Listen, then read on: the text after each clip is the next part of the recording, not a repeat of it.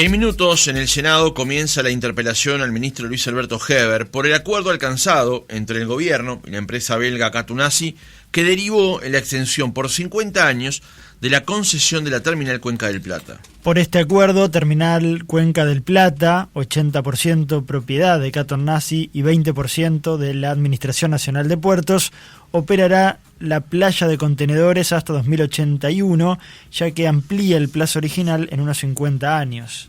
El contrato del 12 de junio de 2001 era por un plazo de 30 años. Además de la extensión de la concesión, la compañía belga se comprometió a realizar una inversión calificada de gran magnitud en el puerto por un monto que ronda los 455 millones de dólares, además de proceder a una importante rebaja tarifaria en los servicios que presta. Esto fue anunciado por el presidente de la República, Luis Lacalle Pou, cuando se presentó en el Parlamento ante la Asamblea General. Ustedes saben que nuestro país está por enfrentar un juicio inminente de 1.500 millones de dólares en la terminal Cuenca del Plata. Un arduo trabajo del prosecretario de la Presidencia, del ministro de Transporte, del presidente del puerto y tantos otros funcionarios del gobierno cerró un acuerdo con Catunasi que no solo desiste del juicio, sino que además se compromete a invertir 460 millones de dólares, además de proceder a una rebaja importante en lo que hace a las tarifas, en primera instancia un 20%, llegando a un 30% posterior. El Frente Amplio, convocante del ministro Azala, considera de suma gravedad los hechos que derivaron en la firma del acuerdo transaccional entre el Estado uruguayo y la empresa Catunasi. El miércoles pasado, la coalición de izquierda esgrimió la sentencia 330 del Tribunal de lo Contencioso Administrativo, dictada el 24 de julio del 2008, y agregó que ella constituye una prueba más que importante de que el acuerdo realizado con la empresa y la aprobación del mismo son manifiestamente ilegítimos. La empresa luego emitió un comunicado en el que señala que las consideraciones realizadas son mal fundadas y producto de una lectura superficial de hechos ampliamente documentados. Esta mañana vamos a profundizar en este tema en diálogo con el doctor Álvaro Díez de Medina, uno de los abogados de Catunasi. Doctor Díez de Medina, ¿cómo le va? Buenos días. ¿Qué tal? Buenos días, ¿cómo están ustedes? Muy bien, muchas gracias por acompañarnos. Un gusto. Doctor, antes para ir poniéndole contexto a esta situación, porque podemos enfocar los últimos episodios, pero conviene ir un poco hacia la génesis de este asunto. Hablamos de Terminal Cuenca del Plata, que es la que opera la playa de contenedores, que es propiedad en un 80% de la empresa belga Catunasi y 20% de ANP. El contrato del 12 de junio de 2001 daba o entregaba la concesión de esa playa de contenedores por un plazo de 30 años. ¿Esto es así? ¿Vamos bien rumbeados? Vamos. Bien. Luego ocurre que durante el plazo de ejecución de ese contrato, la empresa empieza a percibir que hay algunos alejamientos por parte de ANP, que en este caso es la autoridad que maneja la cuestión portuaria. Y a partir de allí plantea la posibilidad de un arbitraje internacional. ¿Seguimos bien rumbeados? Seguimos. Perfecto. Y terminado esta instancia se empieza a negociar. Y hay un dato relevante. En la negociación, la presentación de ese posible arbitraje entre el Estado uruguayo y la empresa belga no ocurrió en este gobierno, había comenzado en el gobierno anterior. Sí, claro. Es decir, la empresa ya adelantó, yo diría que a partir del año 2010, su intención, en primer lugar, de retirarse y vender el paquete accionario, su paquete accionario en TCP, y eventualmente recurrir al mecanismo arbitral previsto en el artículo 11 del Acuerdo de Protección de Inversiones entre Bélgica y Uruguay. Uh-huh. Y en las postrimerías de la administración Vázquez se produjeron las primeras reuniones para ensayar una conciliación como camino previo a ir al arbitraje. Bien, y esa conciliación se termina de finiquitar en febrero de este año, para luego hacer el acuerdo, el anuncio público que hizo el presidente el 2 de marzo en la Asamblea General, este acuerdo que mencionábamos en la introducción del reportaje, donde se extiende la concesión a la empresa por unos 50 años más, y la empresa se compromete a hacer unas inversiones del entorno de los 450 millones de dólares. Es correcto. Bien, entonces, doctor, ¿dónde está hoy la piedra angular de este asunto? Porque el Frente Amplio presentó en las últimas horas, previo a la interpelación que se está comenzando a desarrollar en estos momentos, una sentencia del Tribunal de lo Contencioso Administrativo, la 330-008, donde, a juicio del Frente Amplio, entiende que el máximo órgano jurisdiccional en materia contenciosa sentenció al respecto que el marco normativo que rige la prestación de servicios portuarios indica como principio guía la prestación en régimen de libre concurrencia en el artículo 7, 11, 13 y 23 de la ley 16.246 y el artículo 1 del decreto 412 de 1992, y agrega, a juicio del Frente Amplio, que confirma lo señalado en varias oportunidades respecto a que no existe ningún fundamento jurídico real que justifique el acuerdo alcanzado y aprobado en el que deriva un nuevo contrato de concesión por unos 50 años. ¿Qué responde a esto en particular, doctor? Bueno, en primer lugar, exhibe una manifiesta ignorancia respecto a lo que son las fuentes de derecho. Esa es una sentencia judicial, y como sentencia judicial es aplicable a ese caso, que era un llamado a licitación para la construcción de una terminal multimodal en los muelles públicos, que fuera impugnado por parte de PSP. El fallo fue adverso para la compañía y se aplica específicamente a ese caso. Nada tiene que ver con el conjunto de irregularidades que en cabeza de la ANP y el Ministerio de Transporte y Obra Pública de la época se hicieron en contra del convenio de PSP y que es el objeto del contencioso arbitral internacional. De hecho, la sentencia en realidad tiene efecto exactamente contrario al que está sosteniendo quien cree que una sentencia es igual que una ley. Porque esa sentencia demuestra a los efectos del arbitraje que se acudió a la justicia nacional y que la justicia nacional no reconoció los derechos y expectativas que a favor de la empresa Catoen Natí surgían del convenio de 2001. Es decir, que todo este episodio de la sentencia descubierta, entre comillas, porque es una sentencia, y estaba ahí desde el año 2008, no es más que una bomba de humo. O sea que para usted esta sentencia, la 330 del 2008, no es un elemento nuevo a la hora de reconfigurar este escenario. No es ningún elemento nuevo y no tiene, prácticamente no va a tener impacto alguno. No hubiera tenido ningún impacto en un contencioso arbitral internacional, salvo el de demostrar que la compañía intentó obtener compensación en la justicia local, que es un requisito que prevé el artículo 11 del Tratado de Inversiones. Uh-huh. Doctor, y respecto al acuerdo que se alcanza, hemos dado a conocer algunos detalles, pero ¿cuánto influyó o cuánto pesó esta situación de posible litigio o de litigio internacional entre el Estado uruguayo para las condiciones que luego obtiene la empresa? Yo diría que muy poco, porque ya la empresa había tomado la decisión de ir al arbitraje y había iniciado todos los mecanismos para ensayar ese camino.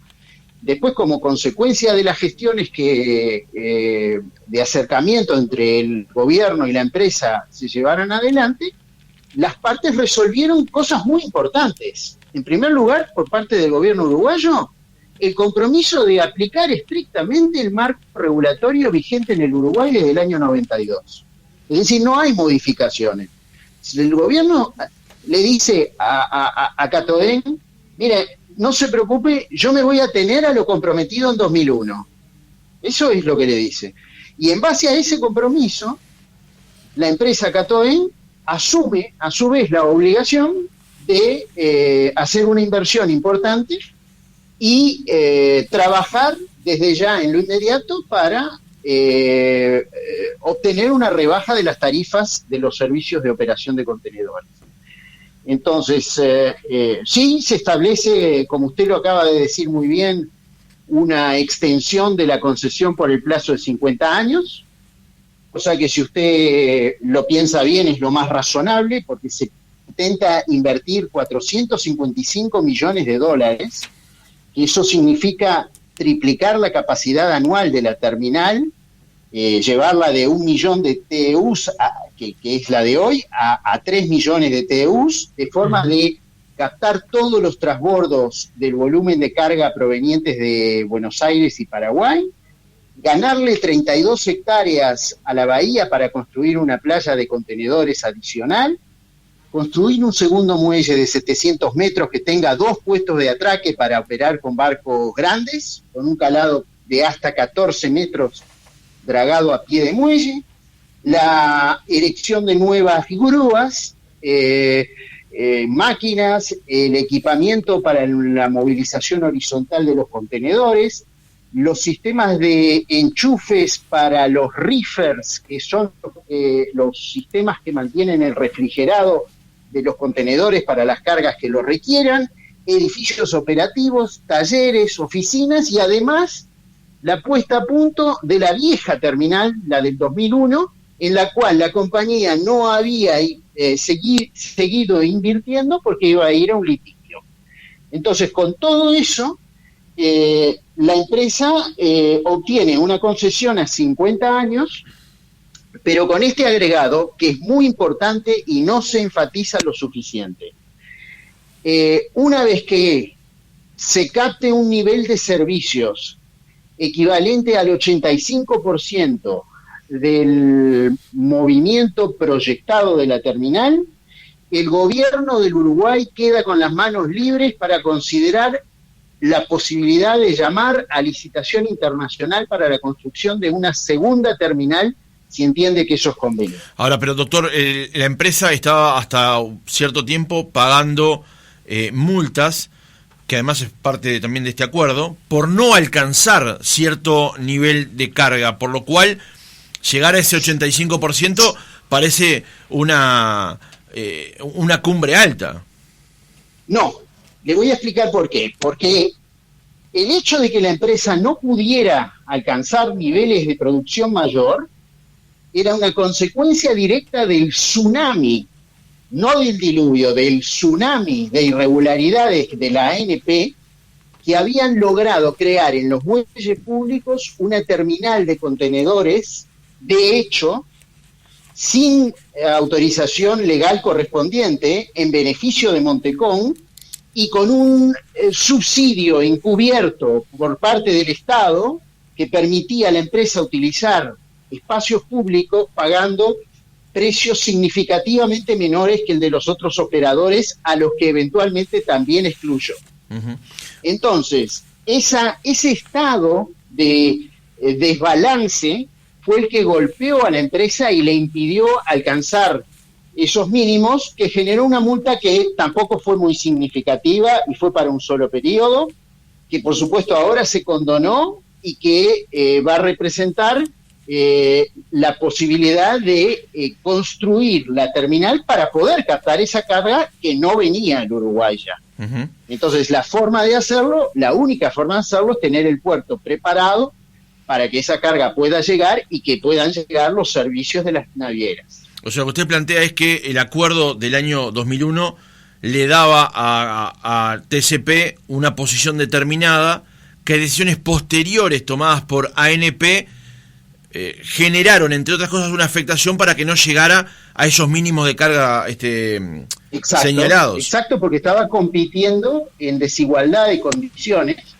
con un operador que, después de que en el año 2008 acudiera a una licitación internacional, a una licitación por el uso de los espacios de los muelles públicos, y lo hiciera en fraude, presentando 3 ofertas fraudulentas con 3 precios distintos, y que llevaron a su exclusión y la cancelación por parte de la ANP de los permisos para operar en el puerto. A pesar de eso, esa cancelación tuvo lugar en febrero del año 2009, y el 31 de diciembre del mismo año, mientras la gente estaba llevándose el pan dulce y la sidra para festejar las fiestas, la ANP resolvió derogar la asignación de esa licitación, la adjudicación de esa licitación, y permitió que de ahí en adelante Montecom operara en las áreas de los muelles públicos sin concesión, sin permiso o autorización, que son los únicos 3 regímenes que admite la Ley de Puertos del año 92. Sí. Y esa situación entonces genera una competencia despareja que distorsionó la actividad portuaria en perjuicio de TCP, y que se vio agravada cuando al año siguiente, en 2010, el gobierno uruguayo convocó a una licitación internacional para construir una segunda terminal de contenedores, que resultó en definitiva nada más y nada menos que un papelón, porque no fue ni una sola oferta en los 8 minutos que duró la licitación, la subasta. Uh-huh. Entonces, evidentemente,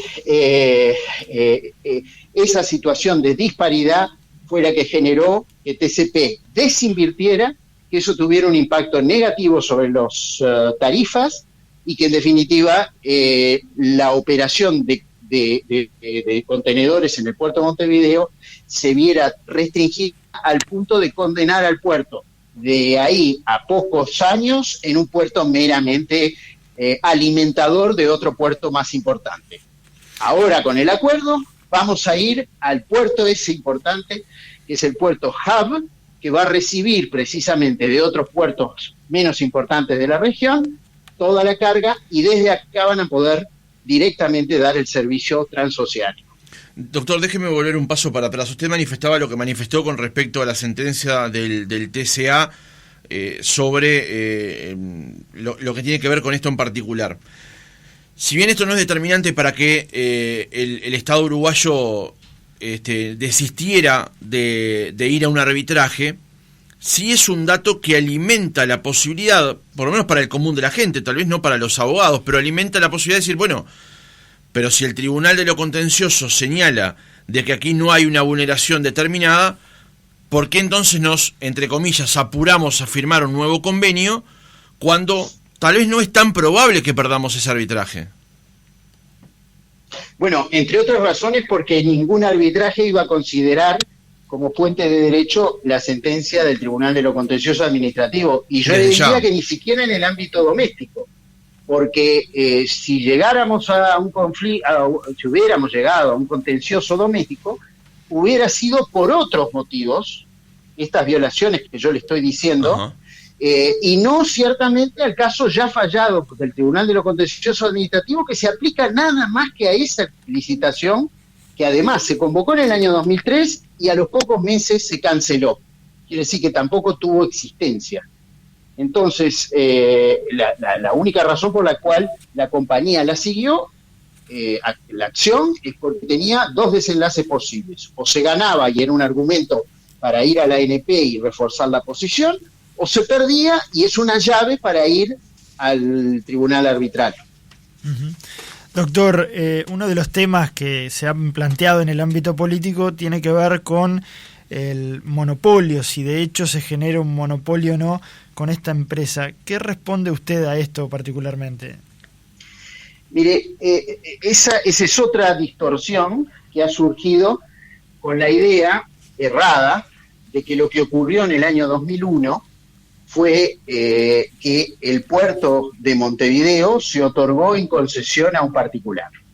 Eso no fue así, es decir, no es que se le otorgó a TCP la gestión del servicio público portuario.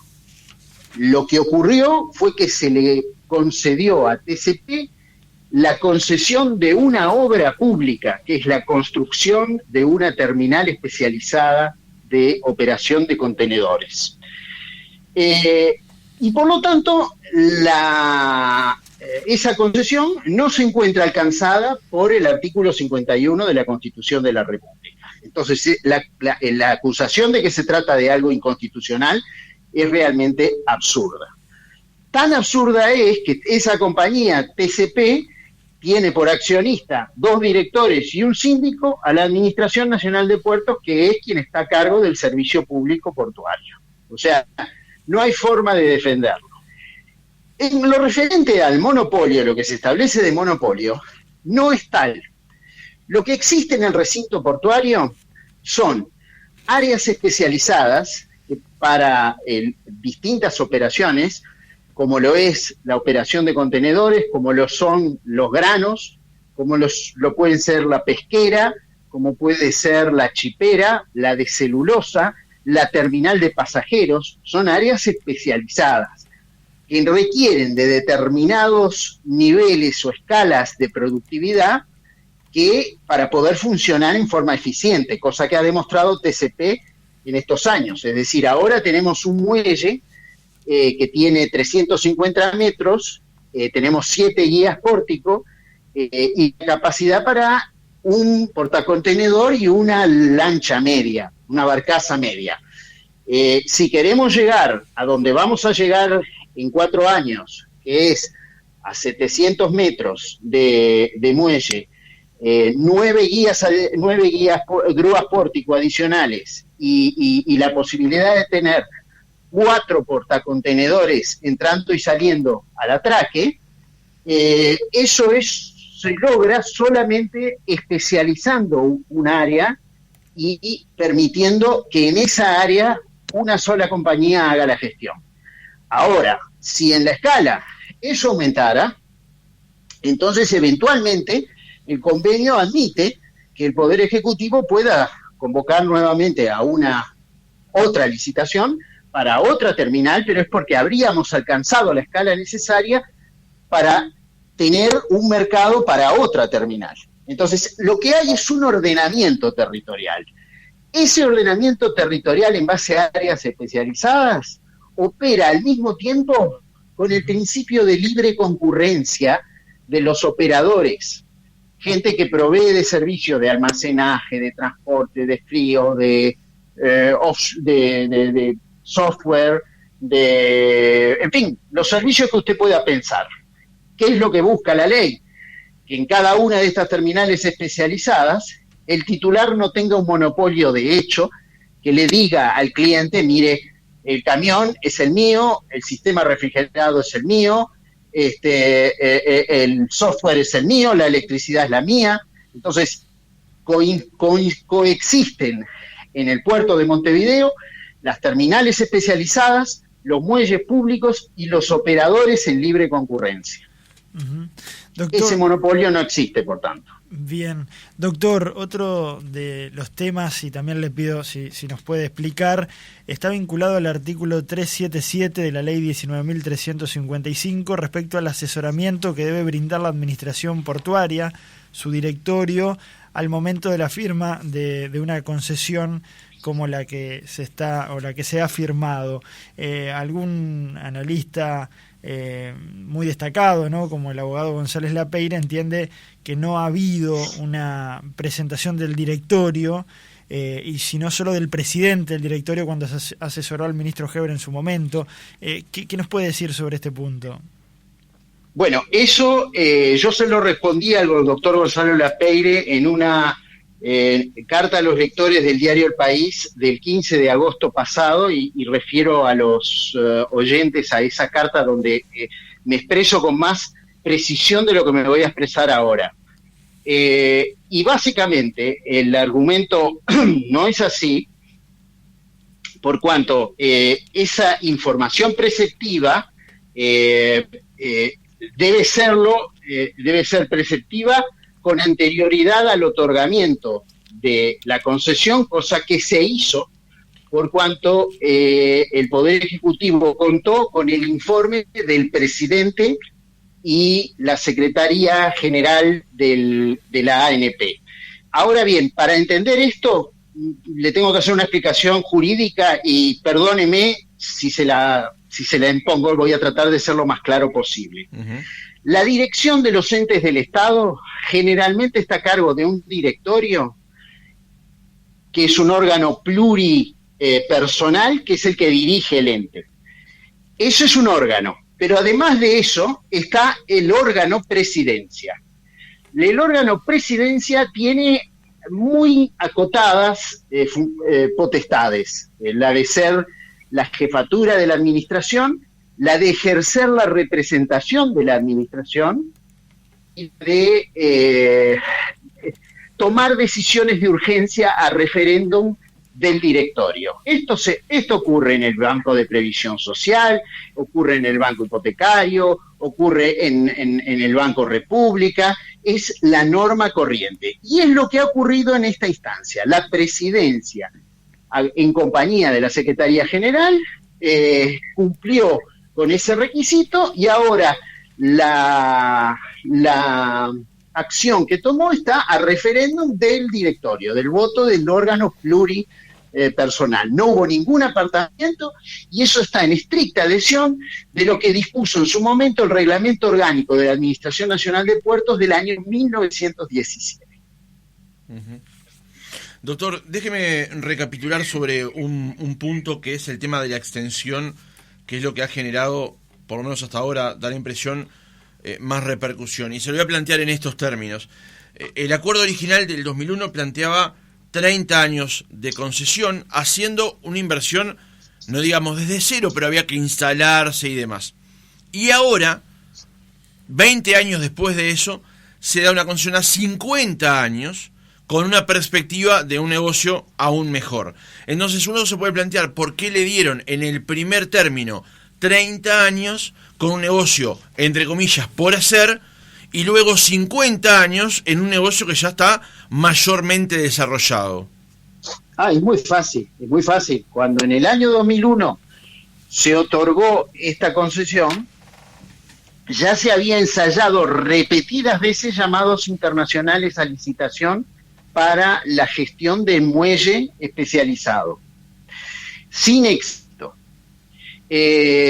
La situación era tan deprimente que prácticamente el puerto de Montevideo en el año 1999 estaba condenado a languidecer sin ninguna inversión, sin ninguna posibilidad. Ahí es donde entra el convenio. Y fíjese lo que es el convenio inicial. Representa una obligación por parte del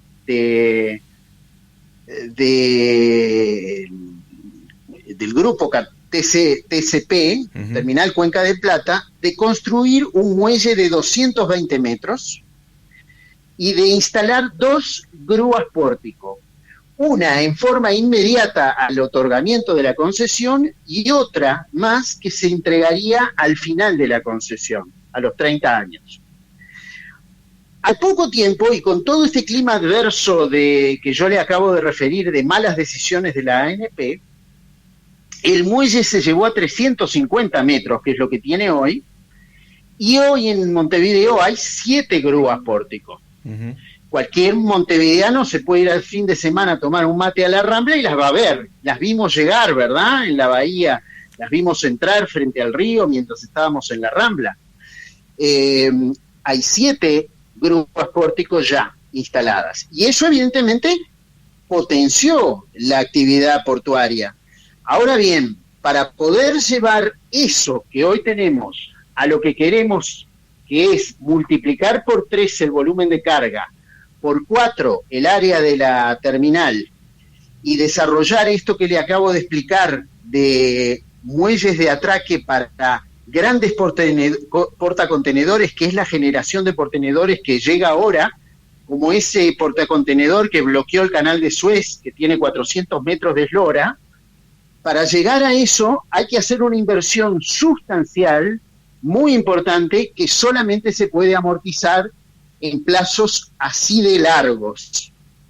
Y de hecho, si usted mira en el mundo hoy, en Asia, en Estados Unidos, en Europa, va a ver que las concesiones de las terminales de cargas portuarias se otorgan generalmente por plazos que van de los 50 a los 99 años, para llegar a ser los puertos que nosotros queremos que sea el puerto de Montevideo. Bien, doctor, déjeme hacer una consulta más. Seguramente a veces a la audiencia le puede resultar un poco engorroso cuando estamos haciendo estos reportajes contextualizarlos, pero hay que hacer ciertas lecturas para poder darle ese contexto y augurar una mejor respuesta. En el acuerdo que firma el Estado con la empresa para esta nueva concesión, uno de sus artículos dice que como consecuencia del acuerdo de referencia, las compañías KNG, Katunatin Group, se comprometieron a realizar una inversión de gran magnitud en el puerto de Montevideo por un monto estimado de 455 millones de dólares y a realizar una importante rebaja tarifaria en los servicios que presta la terminal Cuenca del Plata.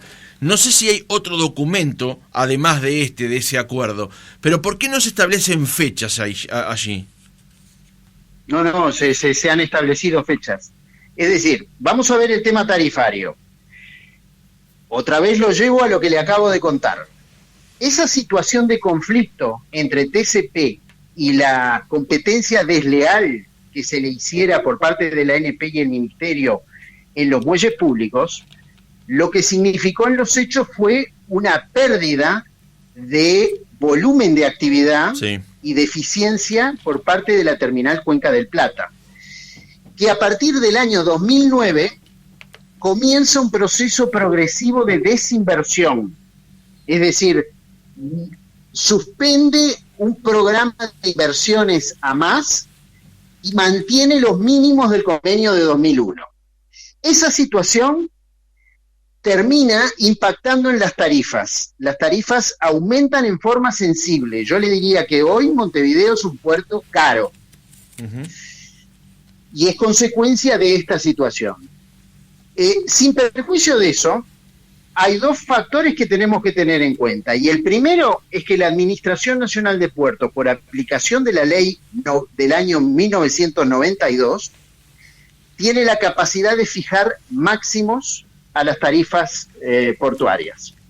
Y eso lo mantiene bajo este nuevo convenio. Y lo segundo es que en este nuevo convenio se establece un cronograma preciso de rebaja de las tarifas que comienza con una rebaja del 20% global inmediata que se convino en abril pasado y que empieza a entrar en vigencia el próximo mes de septiembre, y que va a afectar, como le digo, globalmente a todas las tarifas en un 20%. No quiere decir que todas bajen 20%, es un 20% promedio. Va a haber algunas que bajen mucho y otras que no bajen tanto. ¿Y dónde está establecido eso, doctor? Este es no le puedo decir ahora porque no lo tengo delante mío, pero es parte de los anexos del convenio. Okay. Y al mismo tiempo se prevé que alcanzados determinados volúmenes mínimos de carga, se pueda disponer un 10% adicional en la rebaja tarifaria. Es decir que es verosímil que en un plazo relativamente breve estemos viendo un impacto del 30% en las tarifas. Ahora, eso va a depender, obviamente, de la rapidez con la cual avance el cronograma de obras. Usted tenga en cuenta que esa gran terminal que yo le acabo de retratar va a estar pronta de aquí a 4 años. Y con los antecedentes que le acabo de decir, está bien claro que este grupo es capaz de entregar lo que convino, ¿no? Al igual que lo hizo en el tramo anterior. O sea que entonces, suponemos que en 4 años se va a dar la aplicación de estos 455 millones de dólares en obras, y eso va a redundar en la rebaja de tarifas, en cumplir ese cronograma que usted menciona está anexado allí al acuerdo. Exactamente. Tal es así que por eso me resultó bastante absurdo el punto que hiciera el miembro interpelante cuando dijo: el país no necesita estas inversiones porque hoy tiene espacio ocioso en su terminal. Bueno, lo que pasa es que tenemos que tener la terminal para que venga la carga, porque si no tenemos la terminal, la carga no viene, y ahí vamos a tener el espacio ocioso el resto de nuestras vidas. Entonces me extraña mucho que un legislador que en su momento defendió las ruinas de las gasificadoras, el tren de los pueblos libres y todos esos grandes fantasmas en los que se fueron millones de dólares, no entienda que estas obras que se pesan, que se miden, que se tocan, tienen el impacto previsible de rebajar las tarifas como consecuencia del aumento de la eficiencia y de la productividad. Doctor, ya en la recta final de la entrevista, quisiera consultarle, ¿existe algún mecanismo para dejar sin efecto este contrato?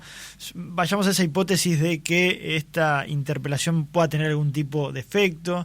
Sabemos que el gobierno tiene mayorías en las cámaras, pero este acuerdo ya está, digamos, ya está cerrado, ¿o hay más margen para negociar de alguna forma? No, el acuerdo está cerrado. Cerrado, lo que no quita la potestad que tiene el Poder Ejecutivo, las autoridades, de disponer lo que quieran, tal como lo han venido haciendo en todos estos años. Es decir, el acuerdo ya está cerrado. Si mañana el Poder Ejecutivo dispone algo en contra del acuerdo, es constitucional hacerlo y la compañía no lo va a cuestionar. Como ocurrirá lo mismo que ocurrió con esa sentencia del Tribunal de los Contenciosos Administrativos que ustedes necesitaron. Constatará que las autoridades procedieron de acuerdo a derecho. Ahora, pero, eso pues, no... Entonces, doctor, no si el Estado uruguayo hoy quisiera, en razón de todo el escenario político que se ha configurado, hacer alguna modificación al acuerdo, el acuerdo ya está cerrado y es a partir del acuerdo. A partir del acuerdo. La empresa no tiene problema en hacer ajustes razonables dentro del acuerdo. No, pues ahí entramos en la discusión de qué es razonable para una parte y para la otra, ¿no? Bueno, ahí está. Todo lo que no vaya en contra de lo que es el marco regulatorio vigente desde el año 92, que es aquel en base al cual la empresa tomó la decisión de venir a Uruguay, es aceptable. Si hay que ajustarlo de alguna manera para respetar el espíritu de ese marco regulatorio, la empresa no va a tener problema en considerarlo. Doctor, la última pregunta. Hoy el Observador informa que se anunciaría en la interpelación de parte del ministro Heber la creación de un organismo regulador en el puerto que no tendría un papel decisorio, sino asesor. La crónica agrega que es una iniciativa del Partido Colorado, la ANP socia de Catunazzi, como decíamos, el 20% de las acciones de TCP, pero allí se instrumentaría una especie de URSEP, Unidad Reguladora de Servicios Portuarios. ¿Cuál es la primera impresión que le genera a usted como abogado de la empresa que opera la playa de contenedores allí en el puerto? La empresa no consideró ese tema porque es tan novedoso para nosotros como lo es para ustedes. Es decir, que yo no le puedo dar una opinión en base a algo que es apenas un titular de prensa al día de hoy. Doctor Álvaro Díez de Medina, abogado de la empresa Catunazzi, muchas gracias por haber estado otra mañana con nosotros. Ha sido un gusto compartirlo con ustedes. Hasta pronto.